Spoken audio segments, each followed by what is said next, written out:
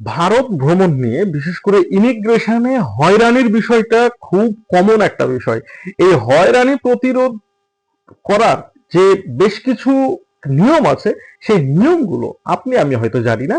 আর না জানার কারণে দেখা যাচ্ছে অনেক ক্ষেত্রে আমরা হ্যাসেলের শিকার হচ্ছি।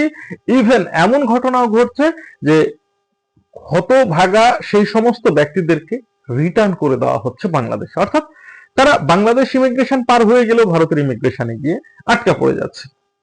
তো এই ধরনের ঘটনা কিন্তু নতুন কিছু নয়, ইমিগ্রেশনে হ্যাসেলের শিকার হওয়া নতুন কিছু নয়। কিন্তু কি করলে আপনি এই হ্যাসেল গুলো এড়িয়ে চলতে পারবেন ভাই, সেটাই আপনাদেরকে জানাবো। আপনি যদি বেনাপোল বর্ডার দিয়ে ভারতে যান তাহলে কিভাবে যাবেন, বিশেষ করে বেনাপোল দিয়েই হচ্ছে এই সমস্যাগুলো বেশি হয়।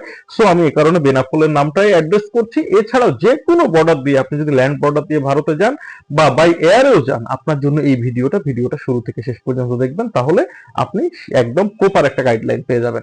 ভাই, ভারত যাবার আগে আপনাকে কয়েকটা জিনিস আগে একদম স্পষ্টভাবে তৈরি করতে হবে। আপনার পাসপোর্টের প্রথম পেজের, আমি আবারও বলছি, আপনার পাসপোর্টের প্রথম পেজের 5টা ফটোকপি করবেন। ভিসার 5টা ফটোকপি করবেন, মনে থাকে যেন। এরপর আপনি যদি মানে চাকরিজীবী হন, আপনার যে এনওসি আছে সেই এনওসির 5টা কপি করবেন। করোনার টিকা যদি কমপ্লিট করা থাকে, কখনো লাগছে কখনো লাগছে না, বলতে গেলে লাগছে না, তারপরও আপনি সেটার 5টা কপি করবেন। আপনি ব্যাংকের মাধ্যমে অর্থাৎ অনলাইনেই আপনার ট্রাভেল ট্যাক্সটা দিয়ে দিবেন এবং সেই ট্রাভেল ট্যাক্সের ফটোকপিও 5টা রাখবেন। পোর্ট ট্যাক্স, সেই পোর্ট ট্যাক্সটাও খুব বেশি না, 50-60 টাকা নেয়, সেইটাও আপনি অনলাইনে দিয়ে দিবেন, সেইটারও ফটোকপি 5 কপি রাখবেন। এই তো গেল মোটামুটি। এরপরে হচ্ছে আপনার যে আইডি কার্ড আছে, ন্যাশনাল আইডি কার্ড, সেইটার ফটোকপি রাখবেন 5টা।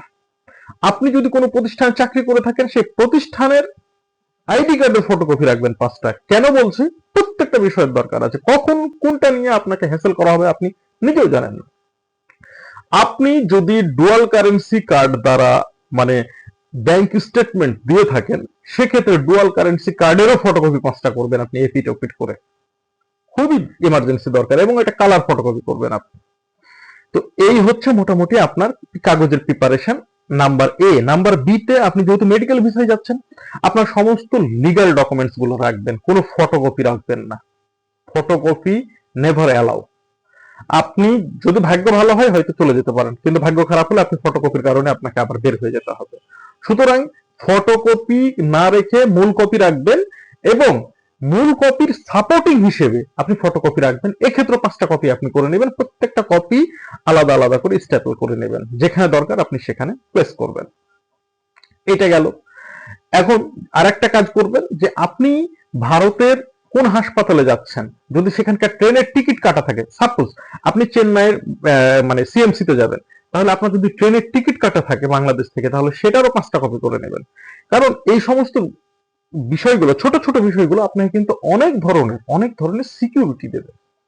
এরপর আপনি যদি বেনাপোল দিয়ে যান, তাহলে আপনি যখন বেনাপোলে গিয়ে দাঁড়াবেন, তখন 2টা সমস্যা আপনাকে মারাত্মকভাবে ফিল করতে হবে। 1 নম্বর সমস্যা, আপনার সাথে দেখবেন কিছু লোক এসে বলবে আপনার ইমিগ্রেশন দ্রুত পার করে দেবে। একটা কথা মনে রাখবেন, এই মানুষগুলো এসে আপনাকে লাইনে, আর আমি লাইনে গেলেও দেখেছি, এসে খুব বিরক্ত করে। ভাই, একদম পাত্তা দিবেন না, একদম পাত্তা দিবেন না তাদেরকে, যে আপনাকে ভয় দেখাবে। বিশেষ করে আপনি যদি প্রথমবারের মতো যান, ওরা জিজ্ঞেস করবে এর আগে গেছেন কিনা। যদি বলেন প্রথমবারের মতো, তাইলে আপনাকে একদম পেয়ে বসলো। দেখা যাবে 3-4 জন মিলে আপনাকে একদম ঘিরে ধরলো, যে ভাই আপনি একাই তো এভাবে পার হতে পারবেন না, অনেক সময় লেগে যাবে, হ্যাঁ আমরা হেল্প করলে আপনি চলে যেতে পারবেন, আপনার পাসপোর্ট আর ইয়াটা দেন, হ্যাঁ আমরা আপনাকে ব্যবস্থা করে দেবো। ভাই বিশ্বাস করেন, ওই লাইনে যারা দাঁড়িয়েছে তারা সবাই ভালো করে জানে কারো বাবার দিন নাই যে আপনাকে এক ধাপ আগায় দিবে। শুধুমাত্র এরা দালালি করার জন্য দাঁড়িয়েছে, আপনাকে হ্যারাসমেন্ট করার জন্য। ইভেন দেখা যাচ্ছে আপনার সাথে যদি ওরা 5-7 মিনিট গল্প করতে পারে, তারপর আর এমনি সরবে না, বলবে কিছু দেন, না হলে তারা যাবে না। সুতরাং এই সমস্ত মানুষকে কোনো পাত্তা দিবেন না। আপনারা শুধু আমার ভিডিওটা ফলো করে যান, আপনি সোজা লাইনে দাঁড়িয়ে যান, যে লাইনে মানুষজন দাঁড়িয়ে আছে সেই লাইনে আপনি দাঁড়িয়ে যান। দ্বিতীয় প্রবলেমটা কি? আমি যে 2টা প্রবলেমের কথা বললাম, দ্বিতীয় প্রবলেমটা হচ্ছে যে যখন দেখবেন যে আপনার সামনে বা পিছনে কিছু ফোড়ন কাটা লোক থাকতে পারে, ওরাও হয়তো আপনাকে বলবে হ্যাঁ দেখেন এই হতে পারে সেই হতে পারে, এই হয় সেই হয়, হ্যান হাঙ্গা ত্যান হাঙ্গা। বা এগুলো কোনো পাত্তা দিবেন না। এখন আরো একটা মানে বড় প্রশ্ন থাকে আপনার মনে যে ভাই আমি যে টাকা নিয়েছি টাকার বিষয়টা কি হবে, কারণ এ কারণেও কিন্তু ইমিগ্রেশনে অনেক ধরনের প্রবলেম হয়। আমি বলি সবচেয়ে সিকিউর হচ্ছে 10,000 বাংলার টাকা নেওয়া। আবার এমন ঘটনা ঘটেছে, আমার দেখা ঘটনা, যে 10,000 টাকা নিয়ে গেছে বাংলার টাকা, এটাও কেড়ে নিয়েছে ইমিগ্রেশন। সো 10,000 টাকা নিতে পারেন, আপাতত কোনো ঝামেলা নাই। আর আপনি যেহেতু মেডিকেল ভিসায় যাচ্ছেন, টুরিস্ট ভিসায় গেলে একটু প্রবলেম হলে হতে পারে, মেডিকেল ভিসায় 10,000 টাকাটা তেমন একটা ঝামেলা করবে না। তো আপনি এই টাকাটা রাখবেন আর বাকি টাকা আপনি ভাই ডলার করে নেবেন, অথবা যদি আপনার এন্ডোর্সমেন্ট করা থাকে মানে ডুয়াল কারেন্সি কার্ড থাকে, তাহলে তার কোনো চিন্তাই নেই, আপনি ভারতে গিয়ে আপনি টাকা উঠাবেন, টাকা নিয়ে আর কোনো ঝামেলা নেই। অর্থাৎ বেনাপোল বর্ডার ক্রস করে, অর্থাৎ একদম ইমিগ্রেশন শেষ করলে হাতের ডান দিকে এসবিআই এর আপনি বুথ পেয়ে যাবেন।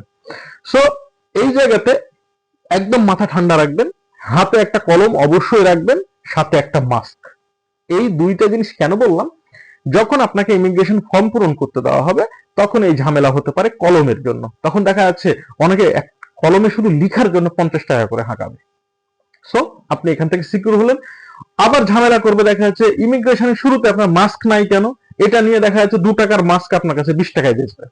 তো আপনি একটা মাস্ক যদি 2 টাকা দিয়ে বাইরে থেকে কিনে নেন আর একটা কলম যদি 5 টাকা দিয়ে কিনে নেন, এই 7 টাকা দেখা যাবে আপনাকে 100 টাকা সিকিউরিটি দেবে বা যে কোনো প্রবলেম থেকে আপনাকে বাঁচাবে।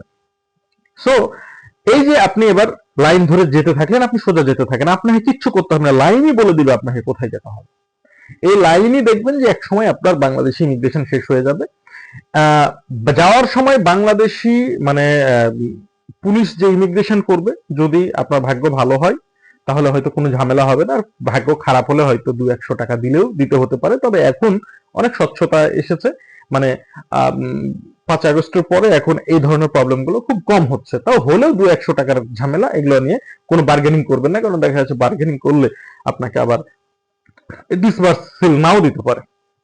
সো ওই ঝামেলা শেষ করে তারপরে হয়তো শেষ গেটে মানে বাংলাদেশ ইমিগ্রেশনের শেষ প্রান্তে আপনাকে বিজিবি চেক করলেও করতে পারে, না করলেও করতে পারে। এরপরে আপনি হচ্ছে ইন্ডিয়ান অংশে চলে যাবেন, ওখানেও দেখবেন একটা লম্বা লাইন, সেই লম্বা লাইনে দাঁড়িয়ে যাবেন। লম্বা লাইন ধীরে ধীরে ধীরে ধীরে যখন আগাবে, আপনাদেরকে একটা বসার জায়গা দেওয়া হবে যখন আপনি ভারত প্রান্তে ঢুকে গেলেন। তারপরে আপনাকে একটা কার্ড দেওয়া হবে, সেই কার্ডটা পূরণ করবেন জাস্ট ইজি ওয়েতে। আপনি কোথায় যাচ্ছেন, আপনার নাম, পাসপোর্ট নাম্বার, এগুলোই, বেশি কিছু লাগবে না, এগুলো নিয়ে হতাশ হওয়ার কিছু নাই। এরপরে আপনার কাছে করোনা কার্ড দেখলেও দেখতে চাইতে পারে, না চাইলে কোনো সমস্যা নেই, আপনি সরাসরি ইন্ডিয়ান ইমিগ্রেশনের ভিতরে ঢুকে গেলেন। এরপর সেখান থেকে দেখা যাচ্ছে আপনার ফিঙ্গার নেওয়া হবে। এরপর আপনাকে সর্বশেষ হয়তো জিজ্ঞাসাবাদ করবে স্টেট গভর্নমেন্টের কোন এক কর্মকর্তা, আপনার কাছে কত টাকা আছে, ভারতীয় কত টাকা আছে, বাংলাদেশি কত টাকা আছে, কত টাকা ডলার আছে, আপনি যাবেন কোথায়, শেষ বাংলাতে এই প্রশ্নগুলো করবে। বাস, তারপরে আপনাকে ছেড়ে দিবে। এই ছেড়ে দেওয়ার পরে যে ঘটনাটা ঘটবে সেটা হচ্ছে ইন্ডিয়াতে কিছু মানি এক্সচেঞ্জার আছে আপনাকে টেনে ছিঁড়ে খাবে। ওই যে দেখেন না, গাবতলী বাস টার্মিনালে দাঁড়াইলে এই হাত ধরে একজন টানে, তো ওই হাত ধরে আরেকজন টানে, এইরকম অবস্থা করে দেবে। আপনি কারো কথাই কান দিবেন না, ঠিক আছে? আপনি সোজা রাস্তায় হাঁটতে থাকেন, ডানে এবং বামে দেখবেন রাস্তার ধারে যে সমস্ত মানি এক্সচেঞ্জ গুলো আছে, বিশেষ করে দেখবেন সোজা যাইতে হাতের ডান দিকে সৌদিয়া বাস টার্মিনালের সাথেই কয়েকটা কাউন্টার আছে, মানে যারা মানি এক্সচেঞ্জ করে, একদম ওপেন রাস্তা, সেই জায়গাতে যাবেন। কোনো চিপার মধ্যে যাবেন না, চিপার মধ্যে গিয়ে বহুত বাঙালিকে তারা মানে হ্যারাসমেন্ট করতেছে, অনেকের টাকা পয়সা ধ্বংস করছে। তো তাদেরকে এই ধরনের সুযোগ দিবেন না। ওপেন রাস্তার সাথে যে সমস্ত কাউন্টার গুলো আছে সেখান থেকে আপনি তার আগে বলে নেবেন যে কত করে দিবে। কারণ আমি দেখেছি আমাকে ব্যক্তিগতভাবে বলেছে 70 টাকা করে দিবে, ভিতরে যাওয়ার পরে বলছে 65। কেন? 5% ভ্যাট। কিসের ভ্যাট দিব ভাই আমি? এই ধরনের হ্যারাসমেন্ট গুলো থেকে বাঁচবেন। এরপরে সেখান থেকে বের হয়ে এসে আপনি যদি বাসে যেতে চান সম্ভবত 400 টাকা করে টিকিট নেবে। আপনি যদি ট্রেনে যেতে চান সেখান থেকে 50 টাকা করে বনগা আপনি রেল স্টেশন চলে যেতে পারবেন, শেয়ার অটোতে 50 টাকা করে নেবে, এবং বনগা থেকে শিয়ালদা পর্যন্ত যাবেন মাত্র আপনি 20 টাকায়। সো বন্ধুরা, আমি আশা করছি আমার এই ভিডিওটা আপনাদের কাজে লেগেছে, এবং এই এই মানে প্রসেস গুলো ফলো করলে আপনার কোনো সমস্যা হবে না। সো সকলকে ধন্যবাদ। আসসালামু আলাইকুম ওয়া রাহমাতুল্লাহ।